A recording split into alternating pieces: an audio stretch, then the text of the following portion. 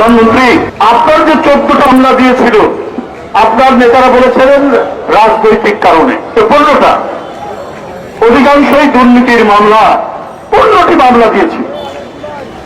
তাহলে আপনি যদি বলেন বিএনপির নেতাকর্মী, গণতন্ত্রকামী নেতাকর্মী এরা হচ্ছে অপরাধের কারণে জেলে নেওয়া হয়েছে, তাহলে ওগুলো কি আপনার নামে যে 15টি মামলা ছিল, সেই 15টি মামলা কি রাজনৈতিক কারণে রাখা ছিল? দুর্নীতির মামলা।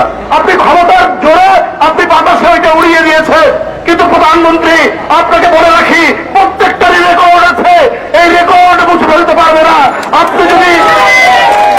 আপনি যদি আপনার প্রতিহিংসা পূরণে বিএনপির নেতা কর্মীকে জেল দেন, কারাগারে রাখেন, এই রেকর্ড বের করে আপনার পতনের সাথে সাথে যারা গোটা দেশে অরাজকতা করেছে, যারা বাসে আগুন দিয়ে মানুষ পুড়িয়েছে এবং যারা এই 16-17 বছর আপনার শাসনে ক্যাম্পাসের পর ক্যাম্পাস, জনপদের পর জনপদ, পাড়া মহল্লা থেকে জাতীয় পর্যায় পর্যন্ত হাতে অস্ত্র নিয়ে যারা কুপিয়েছে, যারা শ্রমিক দর্জি বিশ্বজিৎকে হত্যা করেছে, যারা মেধাবী ছাত্র বুয়েটের আবরারকে হত্যা করেছে, কোনটাই বাদ যাবে না।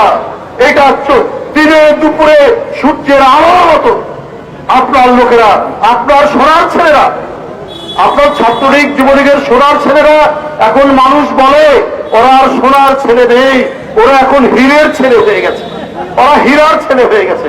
কারণ ওরা যত অপরাধ করে ওদের দাম তত বাড়ে, ওদের দাম তত বাড়ে। গোটা বুয়েটের সাধারণ ছাত্ররা ওরা বলছে এই ঘৃণ্য ছাত্র রাজনীতির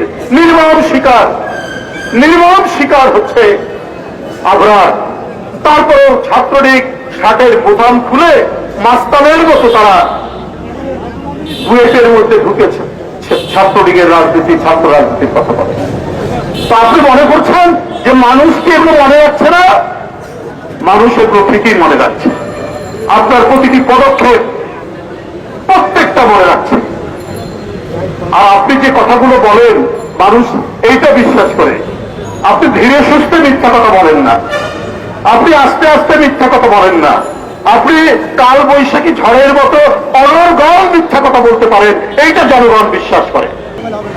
ক্ষমতার ঘনিষ্ঠ একজন ব্যক্তি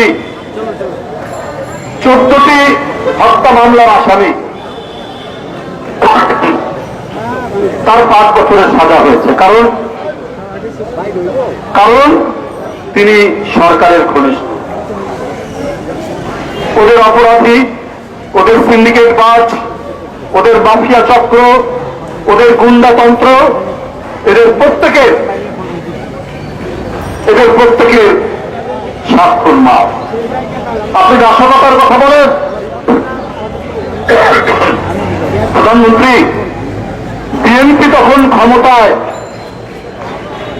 আগের শেরাটন বর্তমান হোটেল ইন্টারকন্টিনেন্টাল, এখানে পাশে আগুন লাগিয়ে যারা পুরালো, আপনি ক্ষমতায় এসে তাদের নাম প্রত্যাহার করে নিয়েছেন।